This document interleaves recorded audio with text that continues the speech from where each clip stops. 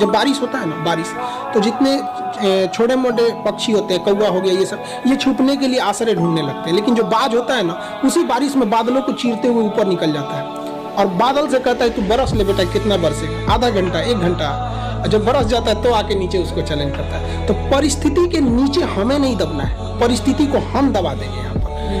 तो हमें किस्मत पे नहीं रोना चाहिए कभी भी किसी को। और लोग कहते हैं कि मेरा ये सपना है, जब तक सपना देखेंगे कभी पूरा नहीं होगा। सपने को अपने प्लान बना दीजिए। जो हमारा सपना है उसको हमें प्लान बना के रखना है, ये हमारा प्लान है। लेकिन जब तक हम ये कहेंगे नहीं ये मेरा सपना है, सपना सपना ही रह जाएगा। प्लान है तो कंप्लीट करना।